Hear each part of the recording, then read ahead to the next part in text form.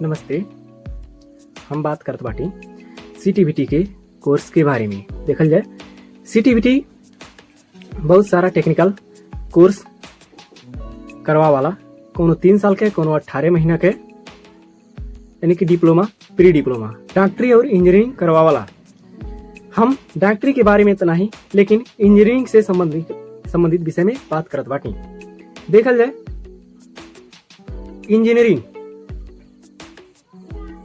IT भइल, electrical engineering भइल, electronics engineering भइल।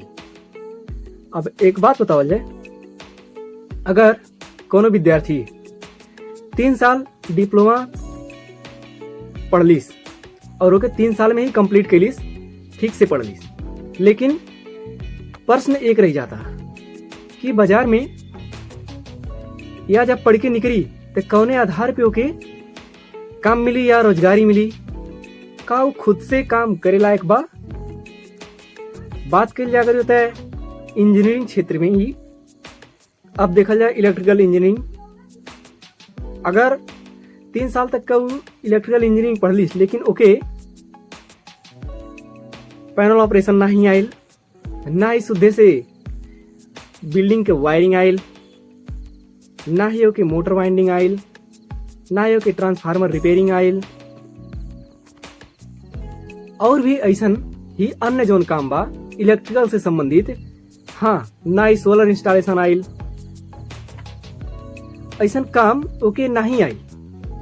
अब ऐसा ही रख लियल जाए सीटीबीटी में पढ़ाई हुए वाला इलेक्ट्रॉनिक्स इंजीनियरिंग के, वो इंजीनियरिंग इलेक्ट्रॉनिक्स इंजीनियरिंग पढ़लिस, 3 साल तक पढ़लिस, अच्छा नंबर से भी पास हो गई, लेकिन अब फिर हुए प्रश्न कि बाजार में ओके कौने आधार पे काम मिली, का वो स्वरोजगार हो पाई। अपितु सीटीबीटी के उद्देश्य रहा कि जे पढ़े वो स्वरोजगार हुए, लेकिन जब वो पढ़ के निकला तो प्रश्न एक रह जाला कि हमके ई 3 साल के अंदर का पढ़े आइल, का करे आइल। ना ही उनके मोबाइल रिपेयरिंग आइल, ना ही सीसीटीवी इंस्टॉलेशन आइल, ना ही उन्हें इलेक्ट्रॉनिक्स अप्लायंसेस बनाए आइल, यानी कि जौन घर में सामान प्रयोग होला इलेक्ट्रॉनिक्स के कोनो भी सामान, ओके कोनो भी चीज के विशेषतः रिपेयरिंग करे नहीं आइल। हाँ, अपितु ई कोर्स में अच्छा पढ़ाई होला, रिसर्च लेवल तक के पढ़ाई होला, लेकिन ये बतावा जब बेसिक्स पढ़ले के बाद में तुरंत ही काम नहीं करी, रिसर्च के क्षेत्र तक नहीं पाले बा नहीं। अब बाहर भी जब तक हाथ में हुनर नहीं तो काम नहीं मिली। तब जब वो पहले कमावे नहीं करी तो खुद से रिसर्च करी कहाँ, रिसर्च का फंडिंग तो होला नहीं। या तो कहीं नेपाल में ऐसा लैब भी ठावे ठावे नहीं उपलब्ध बा कि पढ़ ले जा वहां खोज करा, कुछ बनावा। सबसे बड़ी बात ही रहा कि पढ़ने के बाद में तुरंत कमाए किसी। 3 साल गंवा गए तो हमें कोनो एक विशेष क्षेत्र के गुण, हुनर या स्किल ते आवे के चाहिए ना, लेकिन नहीं आवाला। हाँ, वो 3 साल में कंप्यूटर भी पढ़ाई होला, लेकिन कंप्यूटर के कोनो भी सॉफ्टवेयर सही से चलाया नहीं आवाला।